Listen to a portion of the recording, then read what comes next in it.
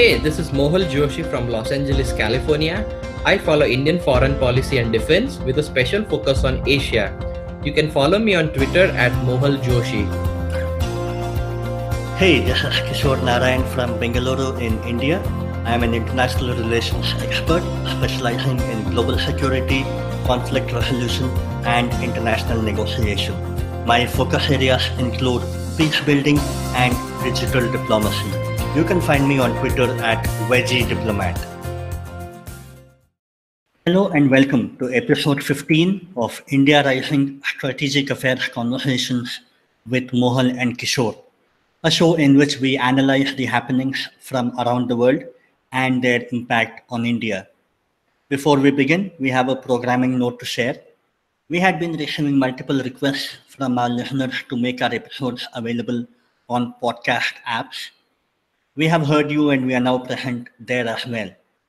Starting episode 13, you can now listen to all new episodes on SoundCloud and anywhere else you listen to your podcast. That's not all. You can also listen to our earlier episodes as well in those platforms. Remember that we will continue to be present on YouTube as well.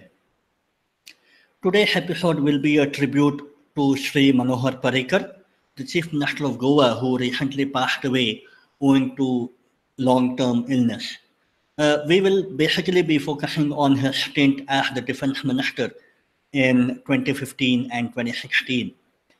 So, Mohal, when the NDA government took charge in 2014, there was a hunt for who the next Raksha Mantri would be. And to begin with, NDA played it safe. They had Arun Jaitley handle multiple portfolios in addition to Raksha Mantralaya as well.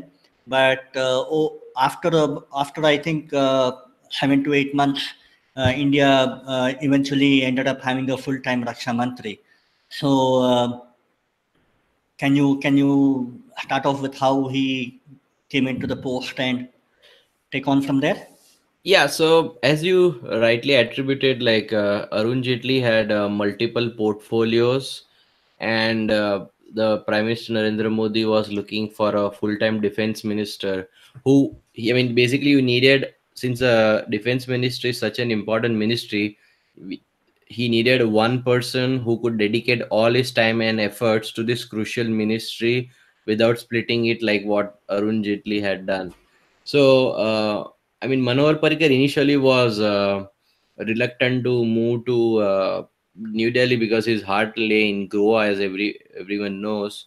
But eventually, like Prime Minister Modi was able to convince him to come to New Delhi. Now, being a newcomer to New Delhi, I mean, after all, he had spent all his time in local politics in Goa. He took some time to adjust to his surroundings, but eventually, I mean, he took like a fish to water, which coincidentally is also his favorite food, fish. He became very well versed with all the affairs of the defense ministry. So, like as you know, the most important acquisition or the project of the defense ministry has been Rafale, which has always been in the news for the past at least couple of years due to the various allegations of scams around it, which have been proven to be false, by the way. So in Rafale, like I had like written last year that after the Rafale was selected for the MMRCA contract in 2012, the final negotiations under the UPA government got stuck until the demitted office in May 2014. I mean, the issues were several, like due to the amount of man hours required to produce the aircraft in India under HAL, and there were a couple of issues regarding who takes ownership of the quality of work done with HAL. Now, due to this, like Manohar Parrikar realized that we were going nowhere with Dassault in terms of the MMRCA. Now, it wasn't clean and simple that if the negotiations with Dassault were not working out, the defense procurement policy didn't allow to negotiate with the next lowest L2 bidder, the Eurofighter. So now India was in a quandary.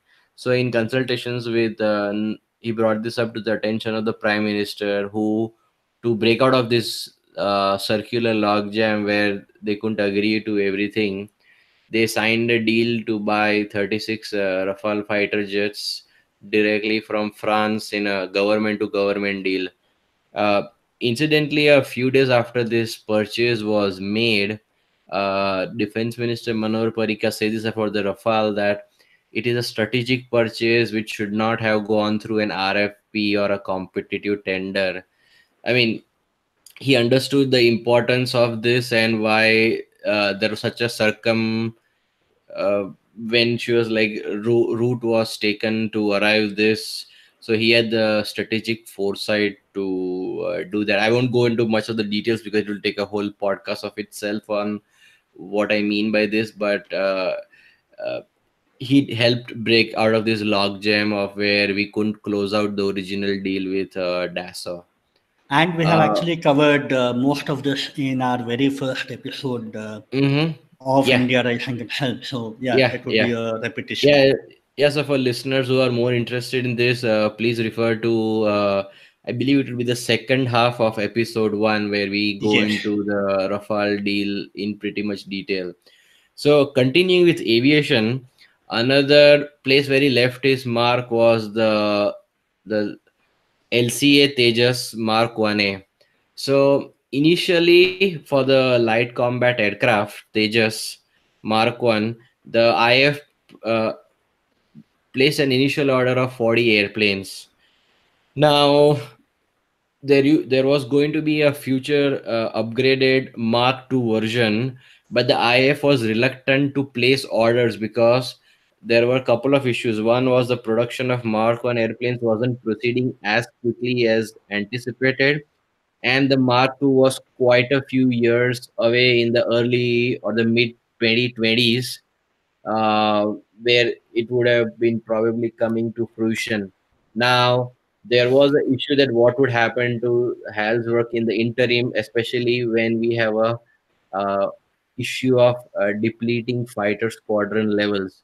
So, Manohar Parrikar, like as suggested by HAL, pushed for an interim Mark A variant, which is not as advanced as a Mark II, but has a quite a few upgrades over the Mark One uh, version. Any help to push for a decision to purchase 83 Mark 1A aircraft.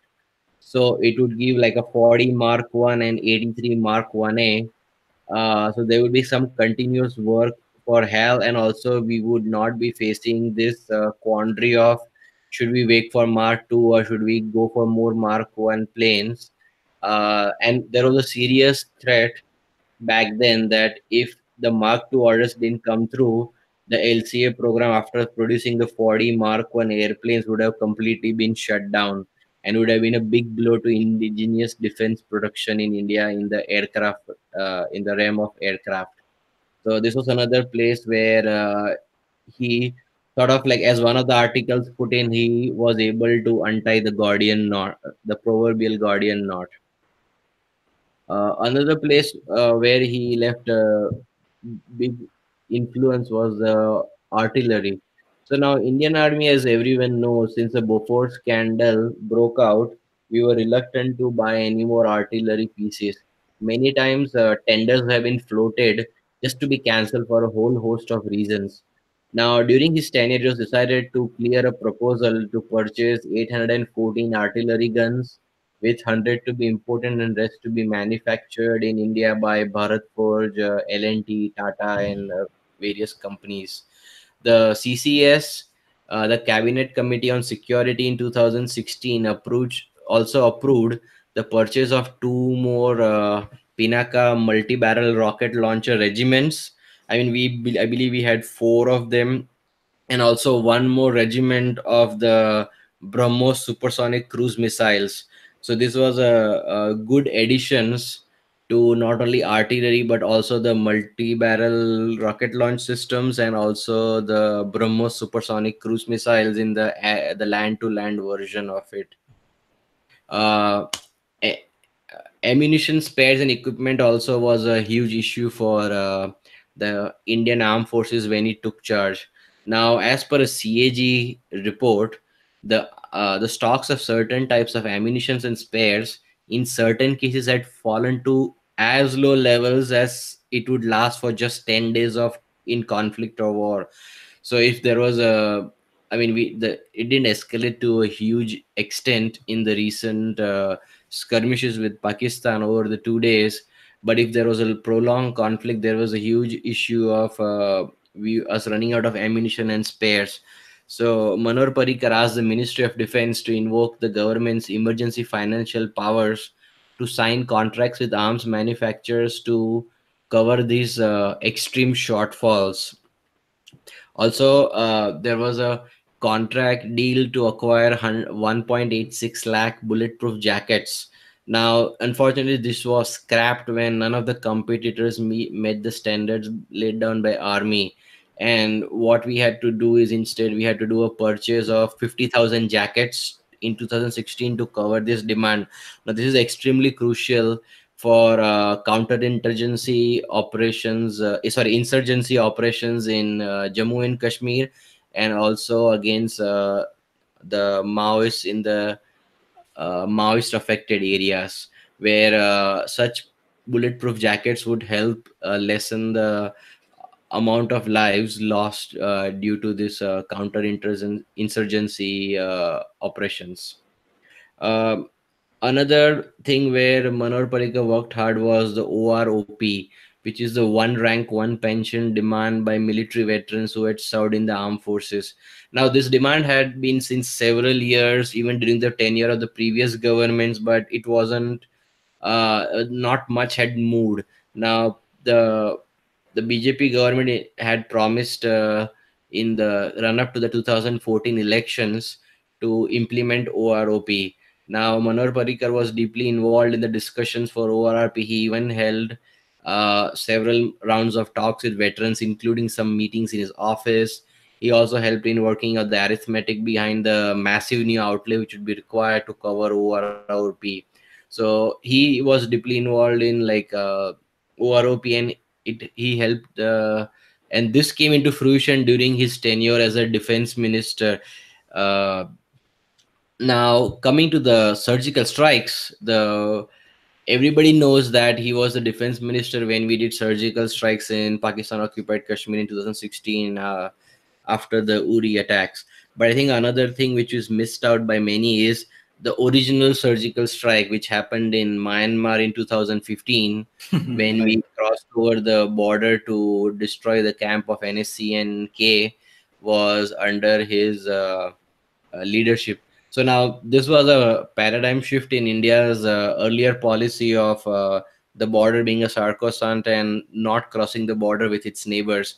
So this was to show that if India's internal security was threatened, we will not hesitate to cross over to inflict harm on the non-state adversaries taking shelter in other nations' territories. Uh, Now, coming to the defense procurement policy, Manohar Parrikar had appointed a committee of experts to review the defense procurement procedure. Now, the committee had proposed several revisions to the policy, such as increasing the limit on purchase amounts at which offsets would be applicable. I believe it was like a pretty low amount, and it was raised so that it doesn't happen that a lot of the deals get entangled in like getting the offsets worked out. There was a focus on procuring more locally designed and manufactured military hardware with an emphasis in Make in India to allow single vendor purchases, strategic partnership.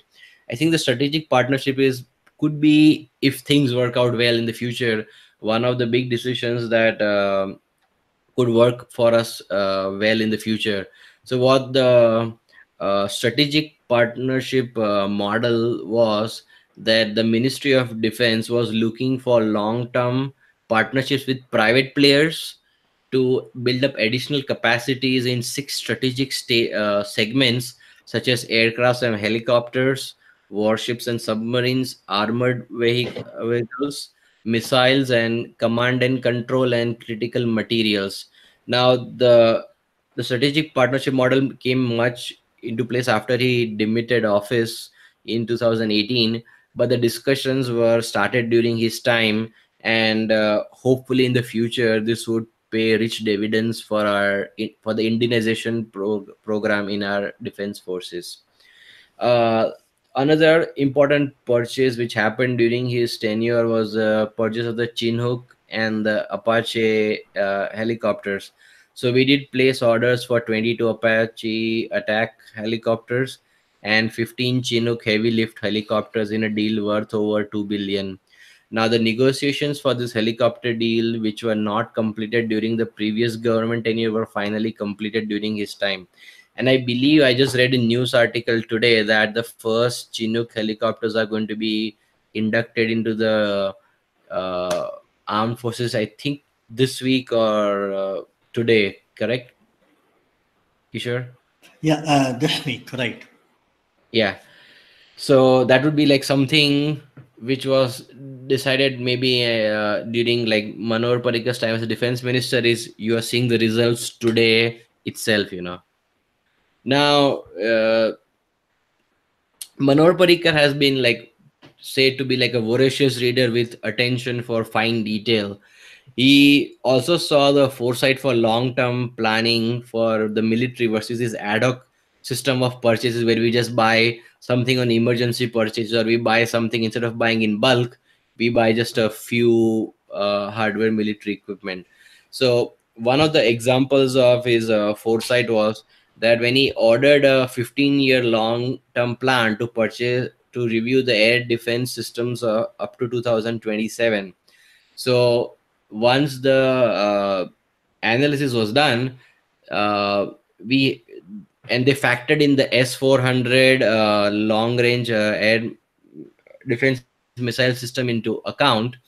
What they found out was due to the wide range of the S-400, we would not have a requirement to purchase a significant amount of short and medium range air to air missile systems.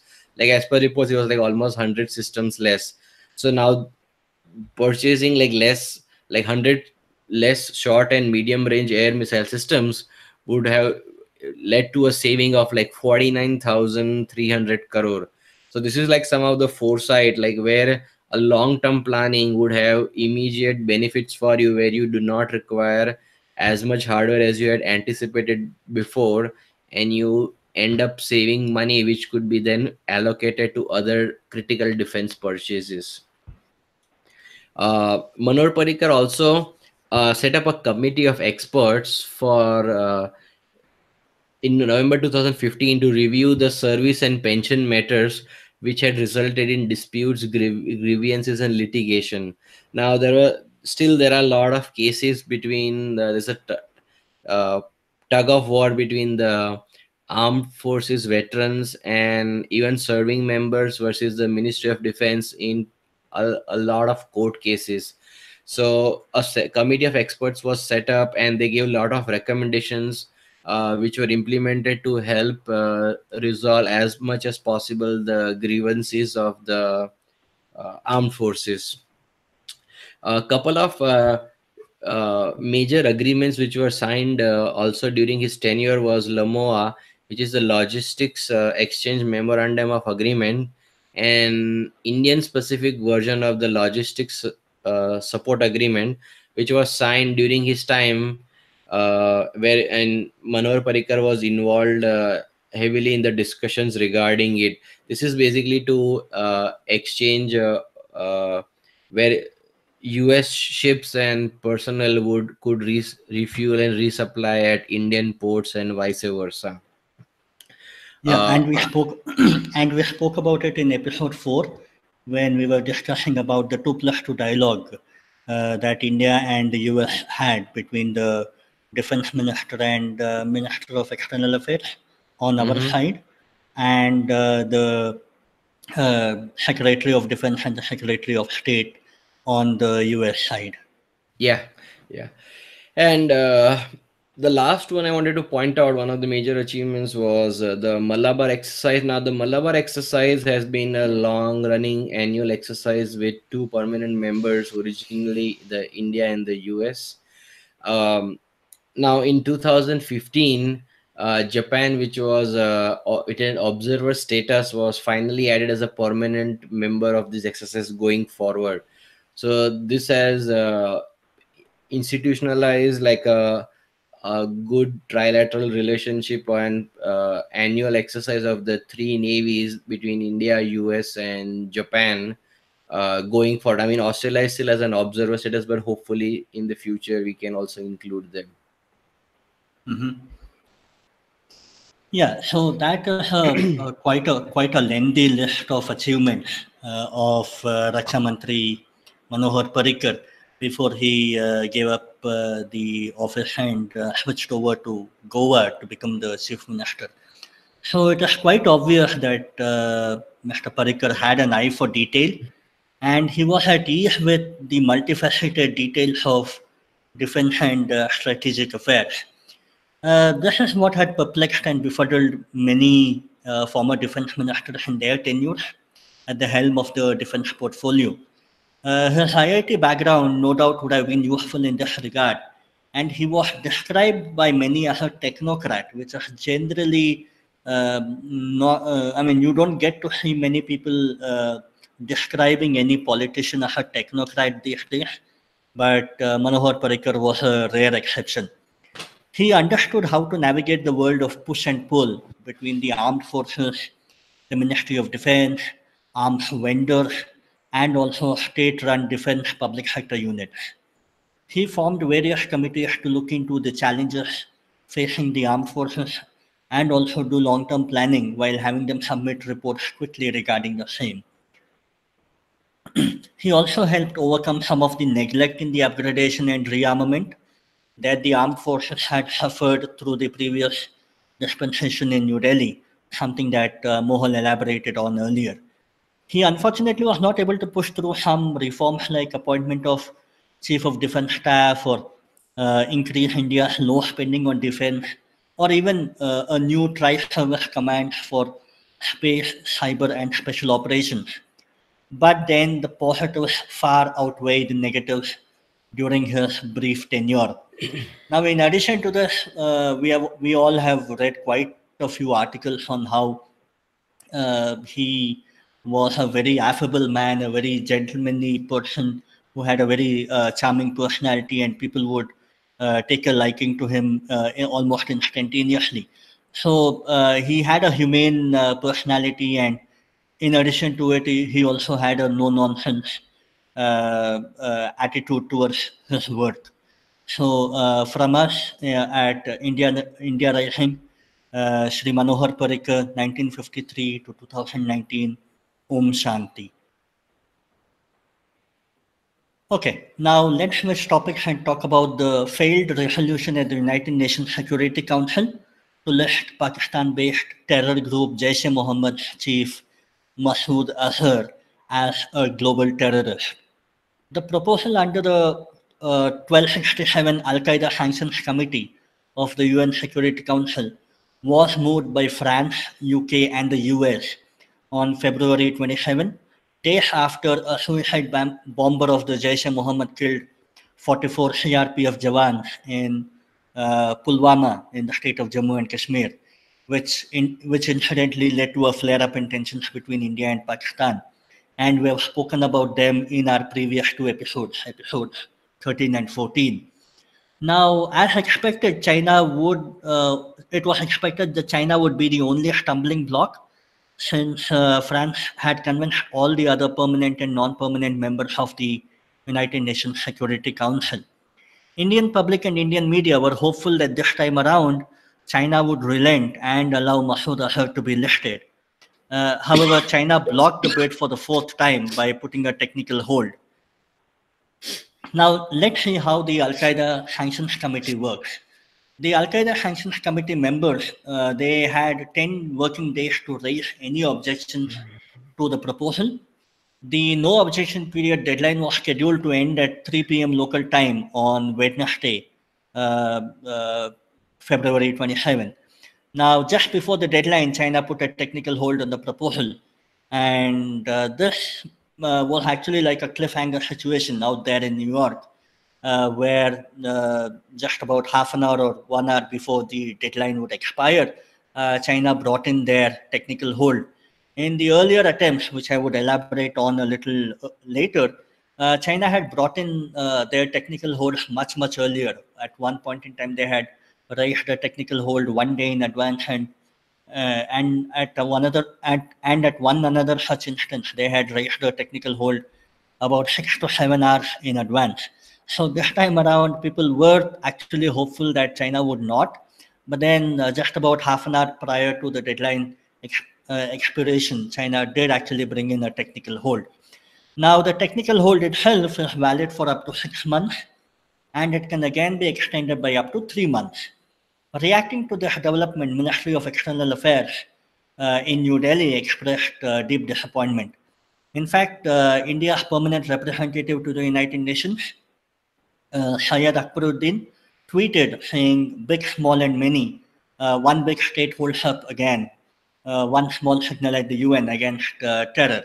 And he also was grateful to all the states, big and small, who, according to him, were in unprecedented numbers, had joined as the co-sponsors of the effort. Now, let us look at the previous three attempts brought in by India and its friendly countries to designate Masood Azhar. In 2009, India itself was a non-permanent member of the Security Council, and it moved in a proposal to designate Azhar. Again, the first time around, China moved in a technical hold. In 2016, again, India moved the proposal with the P3, the United States, the United Kingdom, and France. And again, China ended up playing spoil sport for India. And the third time around in 2017, the P3 nations moved a similar proposal all over again.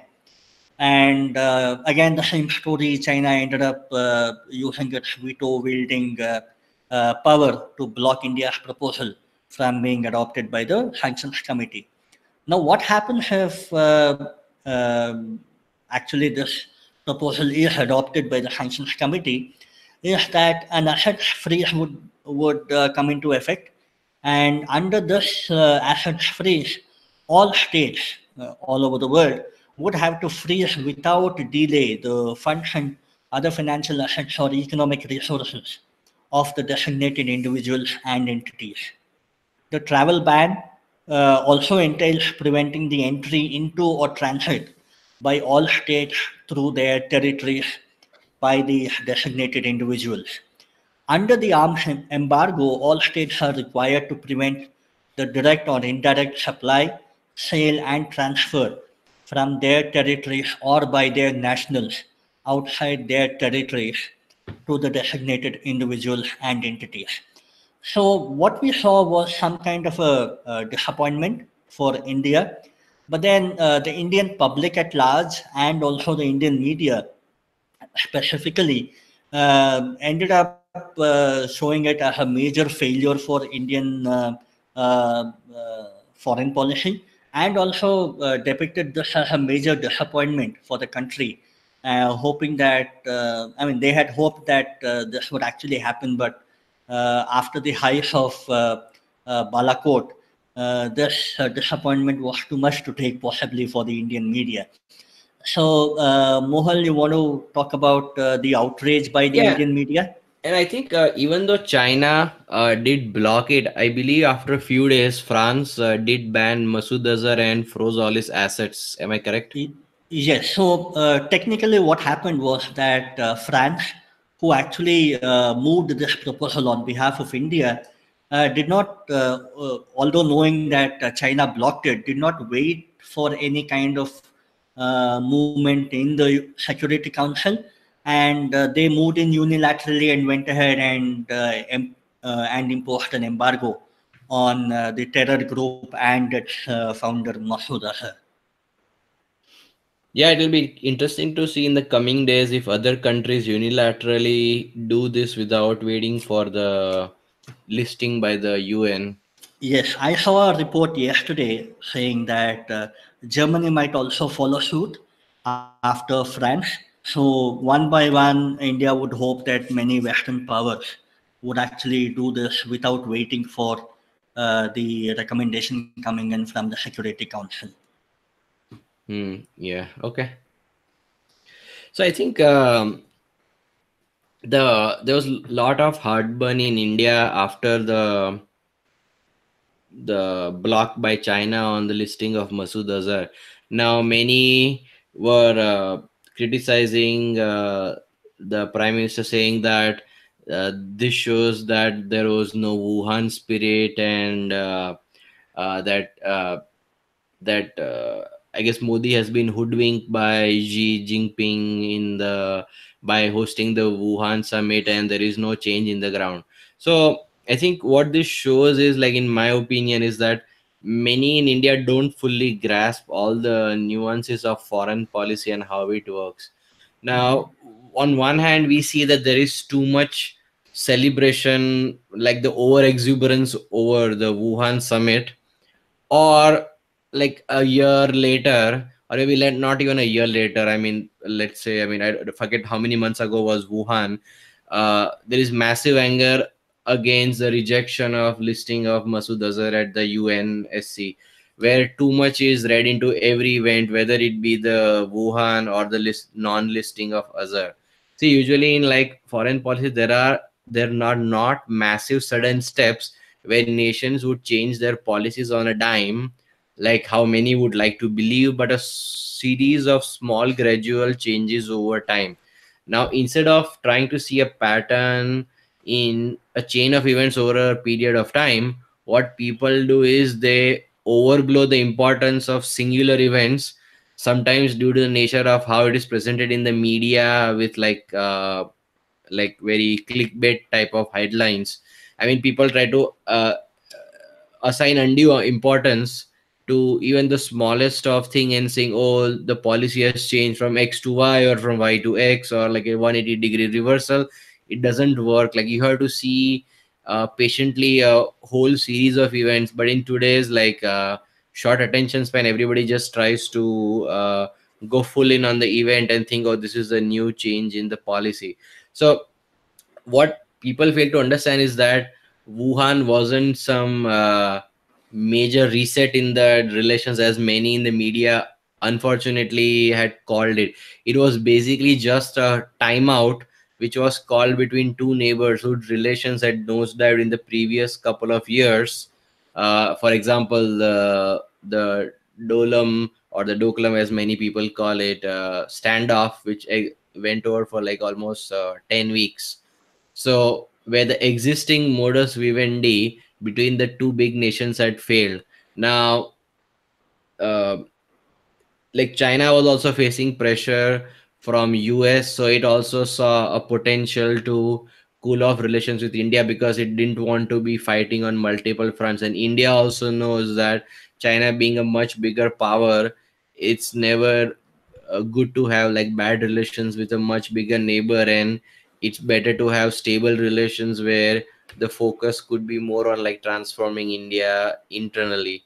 So it was basically a timeout call, like, hey, like things are not working between us, let's sit down and talk.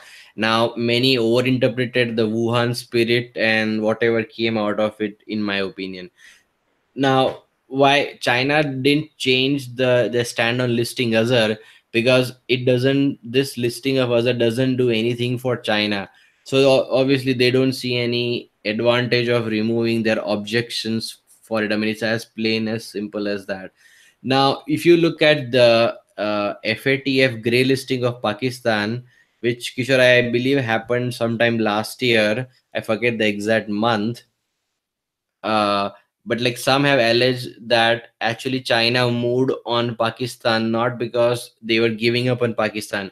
It was rather a barter for getting the vice presidency at FATF. So in my opinion, it might not be far-fetched that Pakistan might never get blacklisted because China might just put on some technical hold or some lame excuse to get them blacklisted.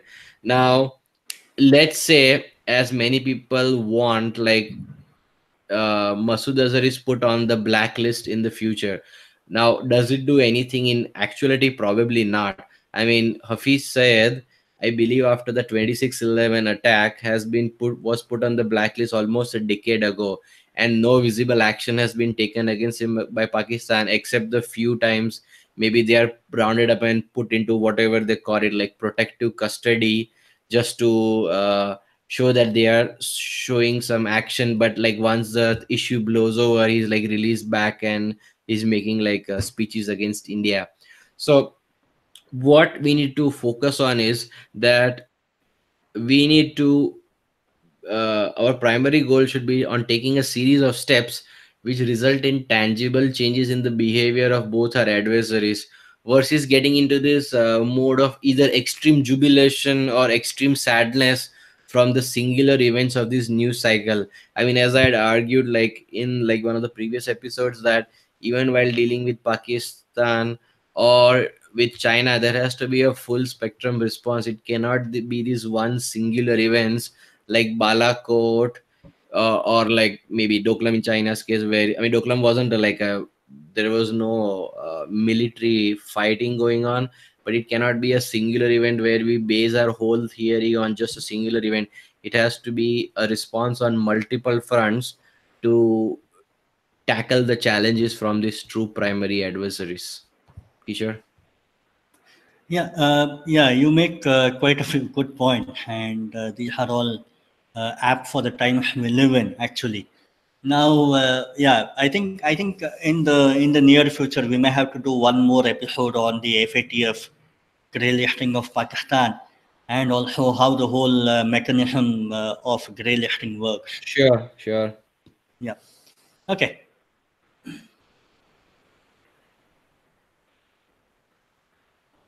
So that's all we have for this week. So coming to the recommendations. So if you are listening to our episode for the first time, each episode we recommend to you any book or article or anything we have read recently that we feel might interest you. So keeping the practice going, Kishore, what's your recommendation for this week? Yeah, Mohal, I think I will actually recommend your own article that you wrote after the sad demise of Manohar Parrikar, where you actually elaborated on how he reformed India's defense sector in the very, very short time that he was at the helm of the ministry. So I think that would be my recommendation for this week. Thanks for the And recommend. yeah, and Mohal, what will be your recommendation for the week? So I will recommend a piece from Raj Chengappa. Like he's the I believe the senior editor at India Today Group, India Today, or, yes. or, or or the managing editor. I forget like his designation. So there was a great YouTube video of how the Balakot airstrikes. Like we had excellent. I mean, my guess would be SIGINT and HUMINT, like signals intelligence and human intelligence, on where the all the terrorists were, how the strikes took place, and it has covered into very much detail. There's not only a YouTube video, but also there was a detailed article in the India Today magazine, I believe this week or just the previous week. So I would recommend that uh, episode on TV slash print article on the Balakot airstrikes. So, that, dear listeners, wraps up today's episode where we covered Manohar Parrikar's stint as the defense minister and then the failed UNSC resolution on Masood Azhar. To continue hearing about such interesting topics, please do subscribe to our channel India Rising, and also tap on the bell icon to be notified whenever a new episode becomes available.